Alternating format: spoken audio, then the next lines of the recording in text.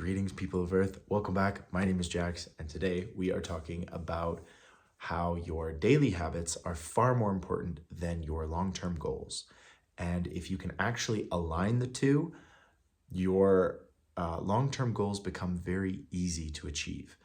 Basically, I've been thinking about this, and it's the start of a new year, and everyone is interested in New Year's resolutions, improving themselves. This morning, the gym was busier than I've ever seen the gym, and that usually happens at January 1st. It's January 4th right now, or 3rd, I think. So that that's kind of comes with the territory. But I was thinking about this, and many of the people at the gym today were focused on their long-term goals. You know, they want to be healthier, they want to look better, they want to be stronger. Many of these goals are sort of long-term things. But for me, going to the gym is very much a daily habit, and it's very much something that helps me deal with my anxiety, helps me feel good. It gets out any kind of aggression or weirdness I'm feeling. And, you know, it's a very important thing that I feel stressed out when I don't go. And it got me thinking about how your daily habits are so much more important than long-term goals.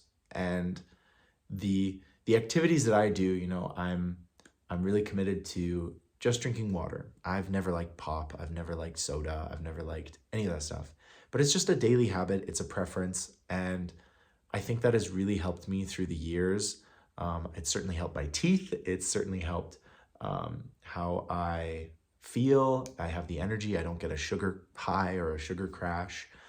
And it's just a daily habit. It's something that I prefer to do, and I like it. But it's been way more important than a long-term goal of like, I'm going to stop drinking soda, you know? And so I think this year, many of you will have already like created a New Year's resolution or even just something that you'd like to do. I'm doing dry January. So I'm just not drinking for January because I don't want it. I know alcohol really affects your gains at the gym. I know it affects your brain. It is a toxin. Your body doesn't like it. Your body's trying to fight off the effects of it. And that's what, when you're intoxicated, that's what you're feeling is your body is fighting that. So, but I'm doing that by making sure that my daily habits don't involve, those kinds of activities, not going to a club, not going to a bar, and just allowing my daily habits to do the brunt of the work. And I think that is really powerful. So, for example, if your goal is to eat healthier, try removing all bad stuff from your house. I'm really trying right now to keep the house stocked with vegetables, eggs, high quality meat, that kind of stuff. And that's about it. And I'm trying to avoid having those bad habits and chocolate and stuff like that, because if it's in my house, I'm gonna eat it. That's just a fact. And it comes back to making your daily habits work for you. And I've been trying to get more sleep. And so I've been shutting down at like 8 o'clock at night, turning off the machines, reading a book, just relaxing. And then I get to bed at like 9:30 and I'm ready for the day in the next morning.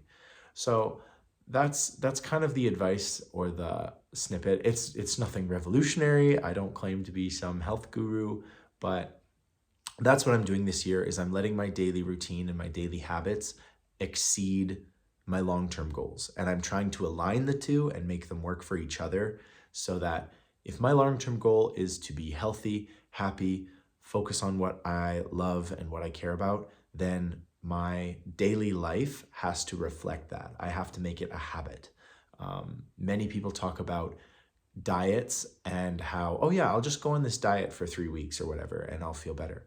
But truly, if you want a diet to be long-term sustainable, you have to completely overhaul the way you're eating and, portion size, all of the stuff that comes into perfecting or correcting your diet. It can't be something that you think of temporary. It has to be something that, this is going to be a part of your life.